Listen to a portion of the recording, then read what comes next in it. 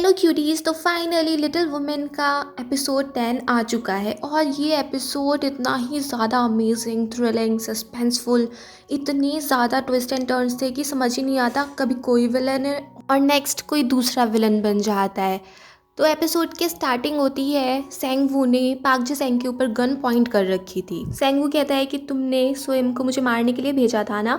पाक जी सेंग कहता है कि फ्रैंकली बताऊं तो मुझे पता नहीं था कि तुम क्या करोगे, इसलिए प्रिकॉशन के तौर पे मैं सोएम को ले आया था। सेंगवू पाक जी सेंग का फ़ोन लेके सोएम को कॉल करता है और उससे कहता है कि इतने रुपए मेरे बैंक अकाउंट में ट्रांसफ़र कर दो और जल्दी से मेरे लिए आईडी तैयार करो, मैं जल्द से जल्द यहाँ से जाना चाहता हूँ।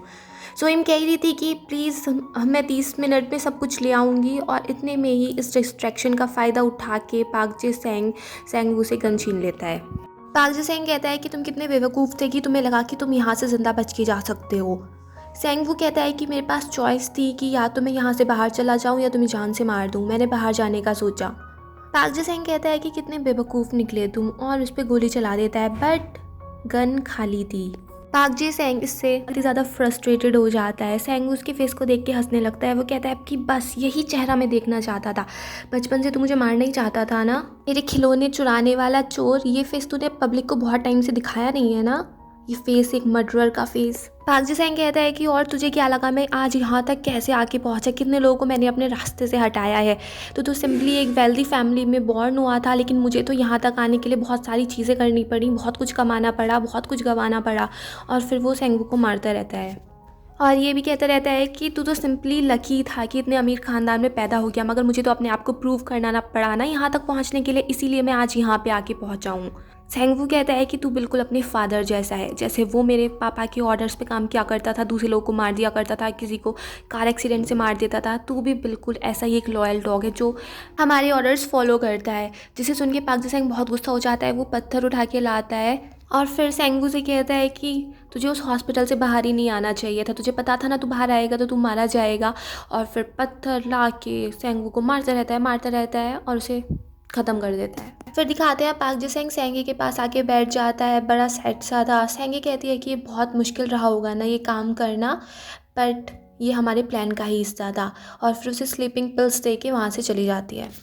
फिर दिखाते हैं इंजू और डोयल पार्क्यूरन के रूम में घुस जाते हैं और वो पार्क्यूरन से पूछती है कि इनहाई कहाँ है। वो अपने रूम में भी नहीं थी, मैंने उसको सब जगह देख लिया। पार्क्यूरन कहती है कि मेरी मॉम ने बताया कि इनहाई जापान चली गई है, पैसे भी ले गई है, मगर मुझे लगता है कि मेरी मॉम ने इनहाई को किडनैप कर लिया है। इंजू पूछती है कि ऐसा क्यों लगा तुम्हें। पार्क्यूरन कहती है क्योंकि मुझे पता है इनहाई मुझे अकेला छोड़ के कभी नहीं जा सकती। फिर डोयल पूछता है कि तुम्हें पता है कोई ऐसी जगह जहाँ पे तुम्हारी मॉम इनहाई को छिपा सकती हैं। तभी उनको सेंगे की चलने की आवाज़ें आ रही थी, तो वो खिड़की से देखते हैं कि सेंगे कहीं पे जा रही है। फिर दिखाते हैं सेंगे इनहाई के पास जाती है, उसको उठा देती है। इनहाई उसको देख के कहती है कि मेरा मरने का टाइम आ गया। सेंगे कहती है तो तुम मरना चाहती हो। इनहाई कहती है कि इस रूम में 2922 डेज से रहने से अच्छा है कि मैं मर ही जाऊँ। और ये कह देती है कि मेरी बहनों को मत बताना कि मैं मर चुकी हूँ, उनसे कहना कि मैं कहीं बाहर किसी फॉरेन कंट्री में, रशिया या नीदरलैंड में पढ़ाई कर रही हूँ और वो सारे पैसे मैंने अपने साथ ही रख लिए। और प्लीज़ पार्क्यूरन को भी मत बताना, वरना वो बहुत ज़्यादा दुखी हो जाएगी। उसकी बात सुन के सेंगे कहती है कि मैं नफ़रत करती थी, मेरी माँ इस कमरे में इतने दिन रही और तुम्हें पता है कि मेरी लाइफ उसके बाद क्या थी। उस टाइम मैं 9 साल की थी, मुझे अपनी माँ की ज़रूरत थी, उन्हें मेरे साथ रहना था। मैं स्कूल जाती रही, मेरे बर्थडे आते गए निकलते गए, मगर वो मेरे साथ कभी नहीं थी। मेरे पापा यहाँ महंगे महंगे ड्रेसेस, शूज़, पर्स भेजा करते थे, जैसे मेरी मॉम यहाँ से निकलेंगी अगर वो अपनी माफ़ी मांग लें तो इनहाई पूछती है कि फिर वो इस रूम से कभी बाहर क्यों नहीं निकली, उन्होंने क्या गलती की थी। सेंगे कहती है कि मेरी माँ ने ये बात पूरी दुनिया को बताने की ठान ली थी कि मेरे फादर बहुत सारे मर्डर करते हैं, बहुत सारे लोगों को मारते हैं, उनको रास्ते से हटाते हैं। वो सबके सामने ये बात खोलने वाली थी, इसलिए मेरे डैड ने उन्हें यहाँ बंद कर दिया। मगर मेरी मॉम को मेरी चिंता करनी चाहिए थी ना, उन्हें उन लोगों का ख्याल क्यों था, उन्हें मेरी चिंता क्यों नहीं थी, मैं उनकी बेटी थी ना। और यही बात मेरे भाई को समझने में इतना टाइम लग गया, उसने माफ़ी क्यों नहीं मांगी, वो यहाँ से चला क्यों नहीं गया। और फिर सेंगे इनहाई को एक फ़ोटो दे देती है जिसमें 3 बच्चे थे कि तुम्हें पेंटिंग करनी थी ना, इस फ़ोटो को जल्दी से जल्द कंप्लीट करो। और फिर सेंगे वहाँ से जा ही रही थी कि इनहाई एकदम से पूछ लेती है कि आज कुछ ऐसा हुआ है कि आप बहुत परेशान लग रही हैं। सेंगे कहती है कुछ खास नहीं हुआ, वही हुआ है जो हर रोज़ होता आया है। फिर दिखाते हैं इन क्योंग मिस्टर चोई से कहती है कि आपने सैंगवो को कहीं देखा है क्या, वो यहाँ पे कहीं दिख नहीं रहे और एक कार भी मिसिंग है। मिस्टर चोई कहते हैं मेरी एक गन भी मिसिंग है। इन क्योंग परेशान हो जाती है कि वो कहाँ पे गया होगा। मिस्टर चोई कहते हैं कि वो इतने बड़े स्कैंडल के एकदम बीच में आना था, स्पॉटलाइट उसके ऊपर ही थी, वो मेन विटनेस था, वो बेचारा डर गया होगा तो वो भाग गया।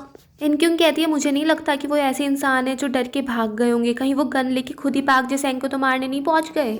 मिस्टर चोई कहते हैं कि तुम्हें कैरेक्टर की पहचान नहीं है मिस इनक्यूंग, सेंगो बहुत ही डरपोक आदमी था, वो मिलिट्री एकेडमी से इसीलिए निकाल दिया गया था क्योंकि उससे गन नहीं चलाई जाती थी, वो बहुत ही ज़्यादा डरपोक इंसान था, वो तो एक फूल तक को भी नुकसान नहीं पहुंचा सकता था। और मिस इनक्यूंग युद्ध हमेशा गन से लड़े जाते हैं।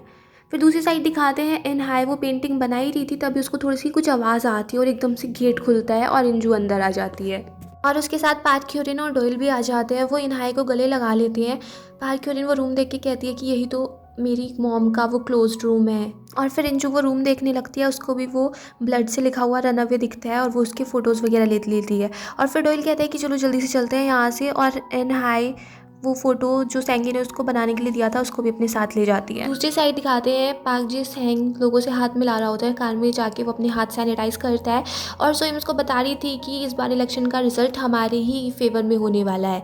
और वो उसको बताती है कि मुझे लगता है कि डोयल ने उन बहनों के साथ हाथ मिला लिया है। वो उसको प्रूफ भी दिखाती है कि इंजू को मैंने जहाँ बंद करके रखा था डोयल उसको वहाँ से छुड़ा के ले गया। सोइम कहती है कि मुझे लगता है कि डोयल को शायद इंजू से प्यार हो गया है। पाक जी सेंग कहता है कि डोयल ऐसा कर ही नहीं सकता, उसे तो सिर्फ पैसों से प्यार है, बट ऐसा हो सकता है कि आजकल वो अपने फादर से मिल रहा है तो शायद वो बदल गया हो। फिर वो स्वयं से कहता है कि उसकी माँ को स्टेज 3 कैंसर है ना, उसको पैरोल पे रिलीज़ करा दो और हॉस्पिटल में एडमिट करा दो। दूसरी साइड दिखाते हैं मिस्टर चोई के घर पे इनक्यूंग काफ़ी सारे न्यूज़ चैनल से बात कर रही थी कि मेरे पास एक न्यूज़ है, मगर कोई भी उसकी बात सुनने के लिए तैयार नहीं था। मिस्टर चोई भी कहते हैं कि मुझे पता था न्यूज़ से कुछ नहीं होने वाला है। जोंगो कहता है कि आप प्लीज़ इनक्यूंग के स्पिरिट को डाउन मत करो। इनक्यूंग कहती है कि मैं आपको दिखा के रहूँगी कि न्यूज़ से हम क्या क्या कर सकते हैं। और तभी वहाँ पे आ जाता है डोयल, उसके चेहरे को सब देखते रह जाते हैं।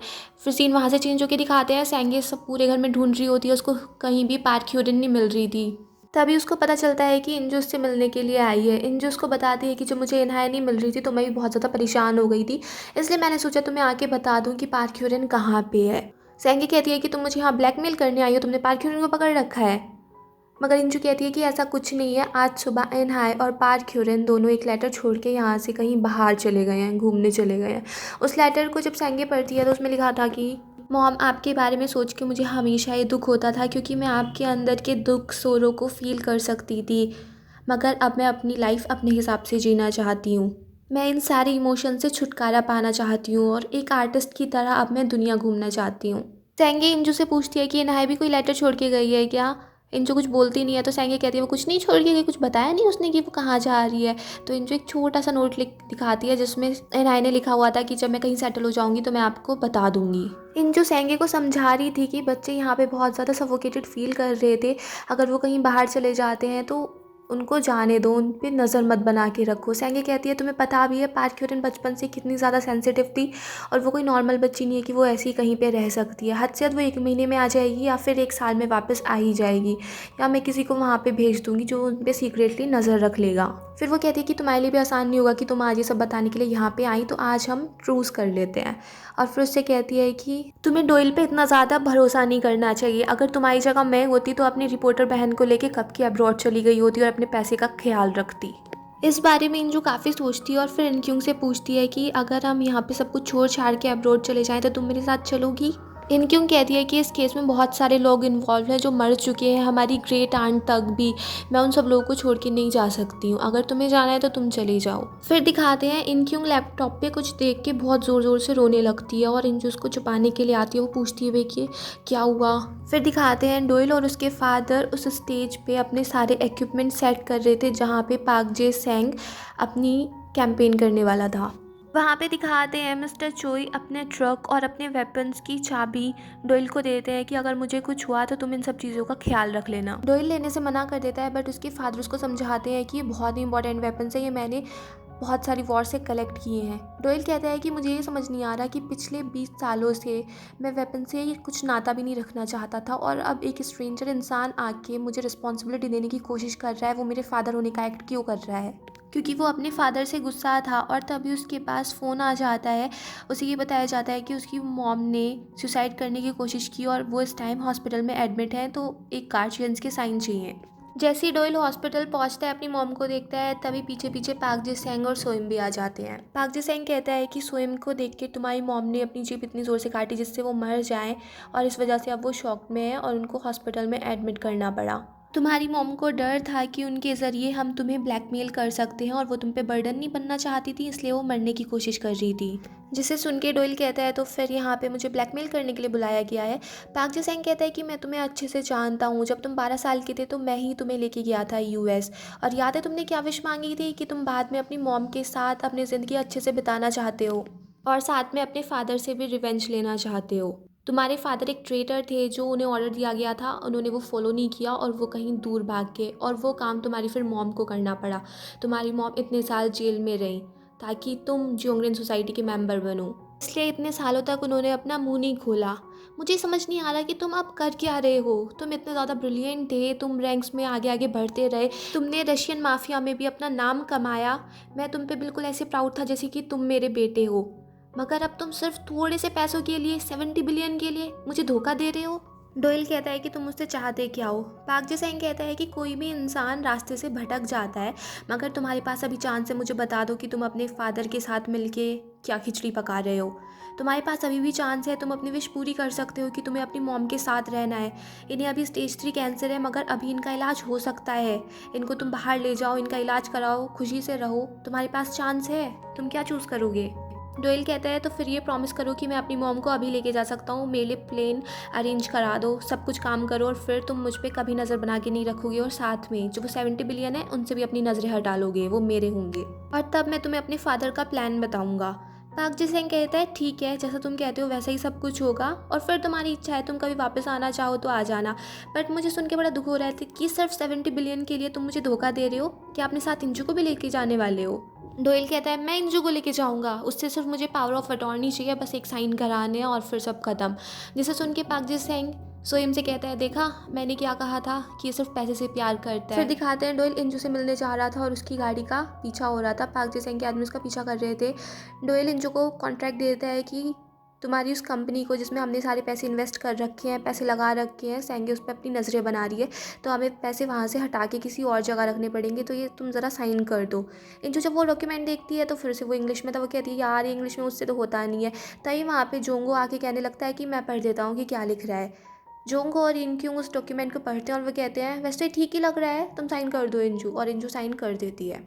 डोयल पे पाक जी सेंग ने ट्रैकर लगा रखा था और फिर पाक जी सेंग को पता चलता है कि डोयल ने इंजू से पावर ऑफ अटॉर्नी पे साइन करा लिया और वो खुश हो जाता है। और यहीं पे अभी हम पार्ट 1 फिनिश कर रहे हैं, पार्ट 2 अभी थोड़ी देर में आ जाएगा, तब तक आप वेट करें। Bye bye.